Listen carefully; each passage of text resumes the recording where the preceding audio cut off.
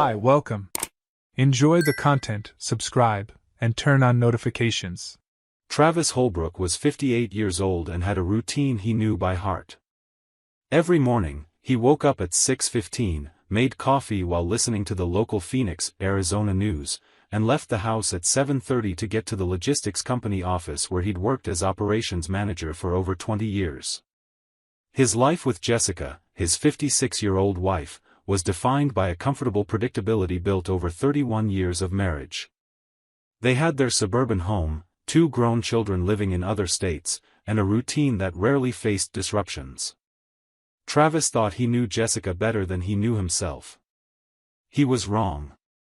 It all started on a Tuesday in October, when Jessica walked into the kitchen during breakfast with a smile Travis hadn't seen in months. She was excited, talking quickly, her eyes shining in a way he'd forgotten existed. Amanda, one of her longtime friends, was having a birthday, and she and Melissa had planned a special trip to celebrate, 3 days in Scottsdale at a resort with a spa, beauty treatments, nice dinners, and quality time among friends. Jessica showed him pictures of the place on her phone, an elegant establishment with pools, gardens, and luxurious rooms. Travis immediately supported the idea. He liked seeing his wife happy, and in recent years she'd grown quieter, more distant, always blaming it on being tired from her administrative job at a medical clinic. Maybe this trip was exactly what she needed. On Friday morning, Jessica woke up early, carefully packed 2 suitcases, and said goodbye to Travis at the garage door. She wore a light summer dress, flat sandals, and a perfume he didn't recognize. Travis kissed her on the forehead, wished her a good trip, and waved as she got into the car and drove off. He went back inside, finished his coffee, and was about to leave for the office when his phone vibrated on the kitchen table. It was a notification from his bank app, linked to the corporate credit card he'd lent Jessica for emergencies during the trip.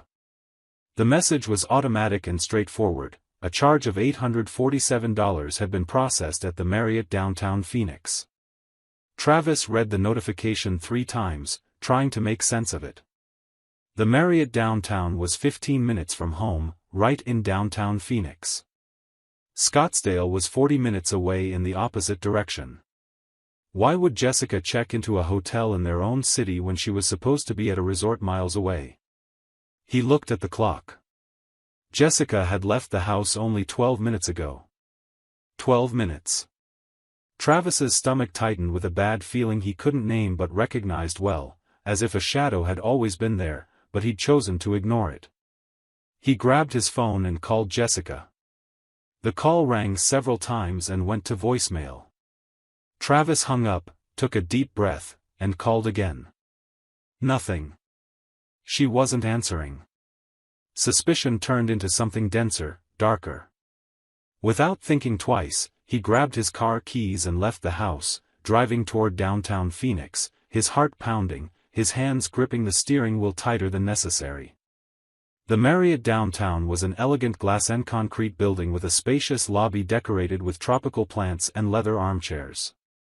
Travis parked on the street, walked through the revolving door, and headed to the front desk, trying to stay calm. 2 attendants stood behind the counter, one younger, the other middle-aged. He approached the younger one, forced a polite smile, and pulled out his wallet. "Good morning. I need a favor. My wife checked in here this morning, and I just got a credit card notification, but I'm trying to confirm everything's okay with the reservation." He showed his ID and the transaction on his phone screen. The attendant looked at her computer, typed in some information, and nodded. "Yes, sir. The reservation is confirmed. Room 412, 3 nights, under the name Jessica Holbrook and Cameron Reed." The name hit like a bomb. Cameron Reed. Travis felt his blood run cold. Cameron Reed was Jessica's personal trainer, a 34-year-old man with an athletic build, an easy smile, and an annoying confidence. Jessica had started training with him 6 months earlier, always mentioning how professional and motivating he was, how he helped her feel stronger and healthier. Travis had never suspected a thing. Cameron had seemed like just another professional doing his job.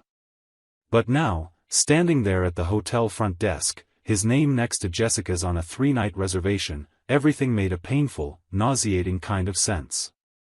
Travis thanked the attendant, turned, and walked to the elevator. His steps were firm, but his mind was in chaos. He pressed the button for the 4th floor and rode up in silence, alone in the cabin, staring at his distorted reflection in the polished metal doors. When he reached the hallway, he walked slowly to room 412, stopped in front of the door, and took a deep breath. He could hear muffled voices inside, laughter. Travis clenched his fists, raised his hand, and knocked 3 times, hard and deliberate. Silence fell instantly. He heard quick movement, nervous whispers, something falling to the floor. Then the door slowly opened, and there stood Cameron, barefoot, wearing gym shorts and a tight t-shirt that outlined his chest muscles. His blue eyes were confused for a second, then widened in panic when he recognized Travis. "Where's my wife?" Travis asked, his voice low but sharp with a cold calm he didn't know he possessed. Cameron opened his mouth, but no words came out. He stepped back, and that's when Jessica appeared behind him, coming from the bathroom. She wore the hotel's white robe, her wet hair falling over her shoulders, bare feet on the beige carpet. When her eyes met Travis's, all the color drained from her face. For a moment, no one spoke. The hallway was silent except for the distant hum of the air conditioner. "Travis," Jessica finally managed to say, her voice trembling, barely audible. I can explain." Travis raised his hand, cutting her off. He didn't shout. He didn't need to. His voice was icy, each word heavy as lead. "Scottsdale with your friends? A spa resort? You've got 3 seconds to tell me the truth, Jessica, or I'm calling Amanda and Melissa right now, in front of both of you." The silence that followed was deafening. Cameron tried to step away, backing into the room, but Travis moved forward, blocking the doorway with his body. "You stay," Travis said, looking straight at Cameron. "You're both going to listen." Jessica crumbled. Tears started streaming down her face, her breathing turned ragged, and she leaned against the wall to keep from falling. Between sobs, she began to speak, her voice broken and desperate. The affair had lasted 4 months. It had started innocently, or so she described it, with conversations after workouts, texts about diets and exercises, until one night, after a particularly intense session, Cameron had invited her for a smoothie at a nearby cafe. Their talks deepened. He made her feel young, desired, alive in a way she hadn't felt in years. Travis listened in silence, jaw clenched, fists tight at his sides. When Jessica finished, he looked at Cameron, who was pale, eyes downcast, unable to meet his gaze. "And this trip?" Travis asked, voice still controlled. "Whose idea was that?" Cameron hesitated, but Jessica answered first. "His. He said we needed time together, that he was tired of hiding, that he wanted to have me all to himself for a few days." Travis let out a short, bitter laugh, completely devoid of humor. "Time together. How romantic." He looked at Cameron with contempt. "You picked a hotel 15 minutes from our house. A real genius. And you, Jessica? You made up a whole story about Scottsdale, your friends, a spa resort. How many details did you invent? How many lies did you rehearse in front of the mirror?" Jessica couldn't answer. She just cried, her body shaking. Travis pulled out his phone and started typing. Cameron finally found the courage to speak. "Look, man, I'm really sorry. I didn't want it to go down like this. Travis cut him off without even looking at him. "Don't call me the man. You don't have that right." He held up his phone, showing them the screen. "I'm texting Amanda and Melissa right now. They'll love knowing they were used as an alibi so my wife could spend 3 days in a hotel with a personal trainer." He paused, staring straight at Cameron. Oh, and about that credit card you've been using so generously? It's corporate. Link to my company. Every transaction generates automatic reports. By the end of the day, my entire finance department will know you're a cheap gigolo who can't even pay for his own hotel. Cameron's face turned red with humiliation. Jessica stepped forward, reaching out toward Travis, pleading. Please, Travis, don't do this. We can talk, we can work this out. I made a mistake, I know, but we've had 31 years together. It can't end like this. Travis looked at her, and for the first time, she saw something in his eyes she'd never seen before, indifference. 31 years, he repeated slowly. You're right. 31 years of trust, partnership, building a life together.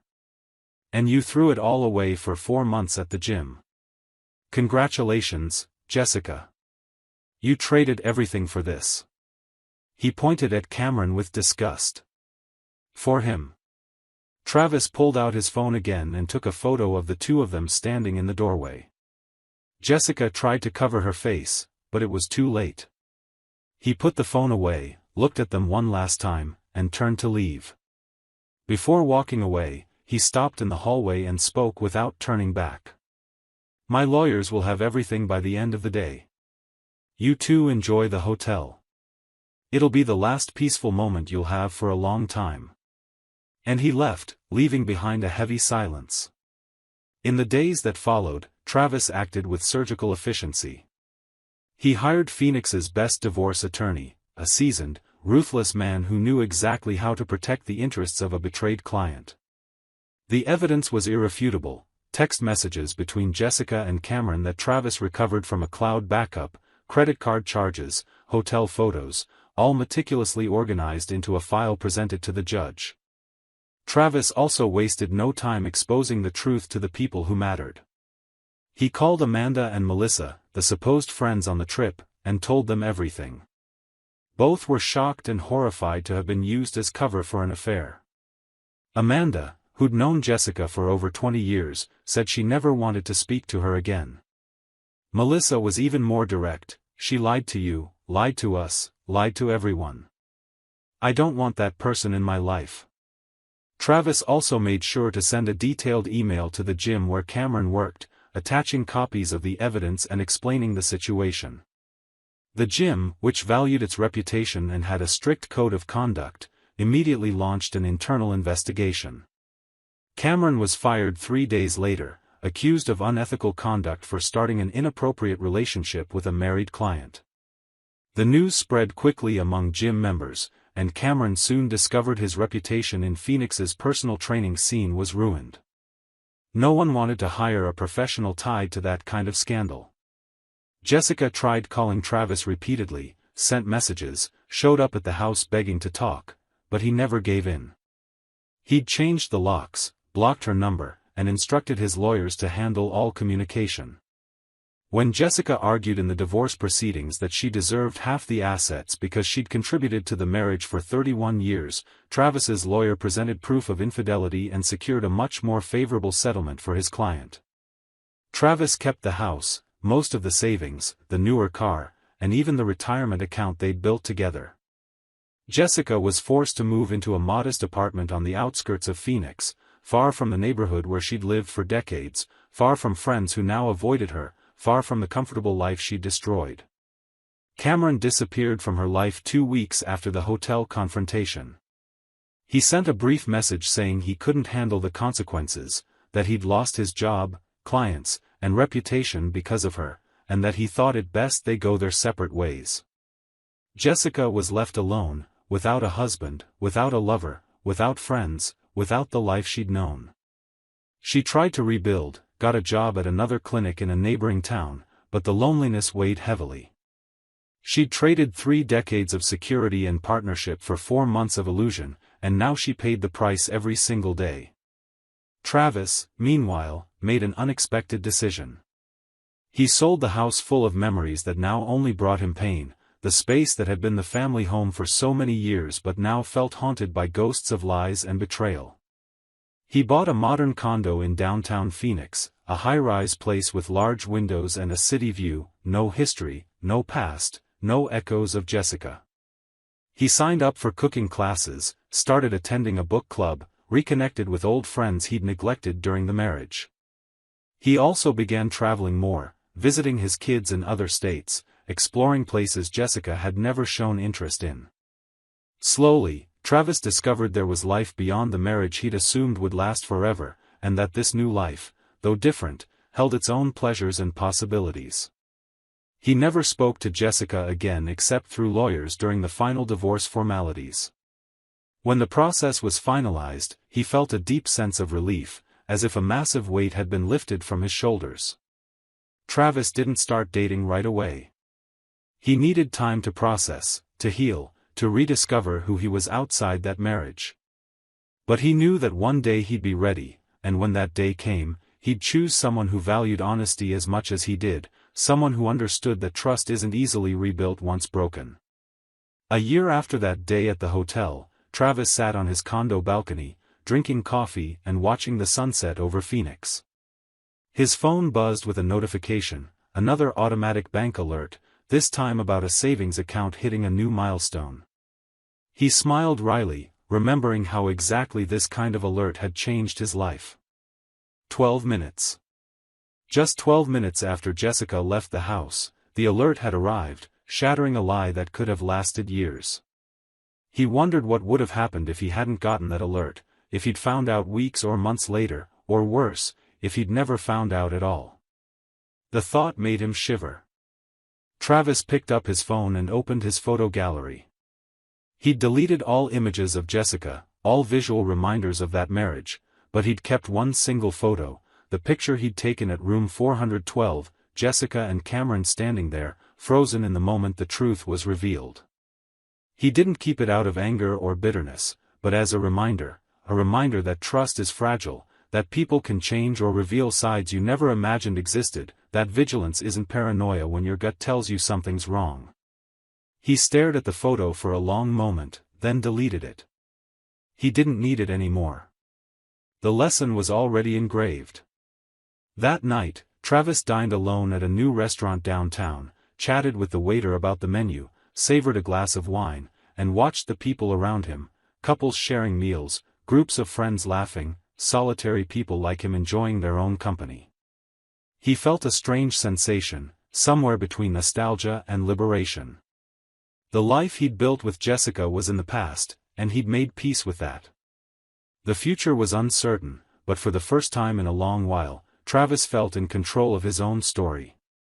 He was no longer the betrayed husband, the victim of an elaborate lie. He was a man who'd faced the truth, however painful, and come out the other side stronger, more aware, freer. When Travis returned home that night, he stopped at the condo entrance and looked up at the lit windows of his 10th-floor apartment. That space was his now, built by him, for him, with no false commitments or broken promises. He went upstairs, stepped inside, took off his shoes, and sat on the couch, gazing out at the city below. And for the first time since that awful day at the Marriott, Travis Holbrook smiled genuinely, not a bitter or sarcastic smile, but the smile of someone who'd finally found peace. That 12-minute alert had shattered an illusion, but it had also saved him from years of a life built on lies. And for that, strangely, he was grateful. Because the truth, no matter how brutal, is always better than a comfortable lie. Always. Thank you for watching the video. If you enjoyed it, don't forget to subscribe to the channel and turn on notifications so you won't miss any updates. See you next time.